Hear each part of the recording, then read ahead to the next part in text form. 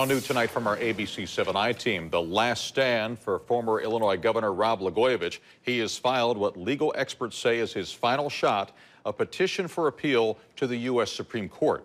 Eyewitness News investigative reporter Chuck Gowdy has been looking over the Blagojevich paperwork. Chuck.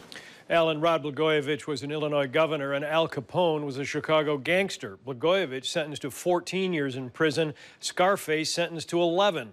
Sentencing disparities like that among the reasons the former governor says the Supreme Court should consider his appeal. This is his second appeal to the High Court, and legal experts tell the I-Team effectively his last.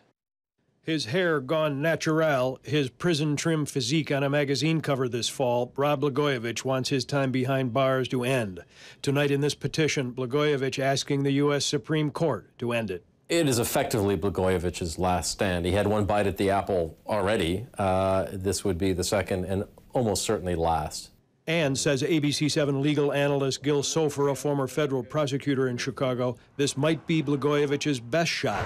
The ex-governor claiming he was convicted of doing campaign work illegally in Illinois, while the same conduct in other states would be considered perfectly legal. One thing Blagojevich has done in these papers is to say there is a split of opinion in the courts of this country as to whether I could and should have been convicted on the charges that were brought against me. So he has a better shot than he might otherwise have had if he couldn't make that argument. It's not a crazy argument. Again, it's an uphill battle for him, but it's not a crazy argument. Blagojevich attorney Leonard Goodman tonight says the Supreme Court needs to settle that confusion among the lower courts. Blagojevich's wife Patty echoing that, saying if her husband had been governor of Colorado, Florida, New York, Texas, or Nevada, or many other states, the charges would never have been brought.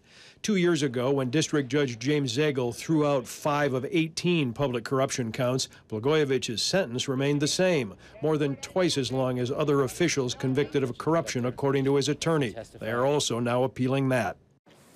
If this latest appeal also fails, Blagojevich's last real hope would be for President Donald Trump to okay the former governor's standing request for commutation. Mr. Trump already shunned Blagojevich once on the Celebrity Apprentice TV show and has given no indication he plans to show Blagojevich mercy this time. If nothing changes, Blagojevich set for release in May of 2024. Okay. Chuck, all right, Chuck, thanks.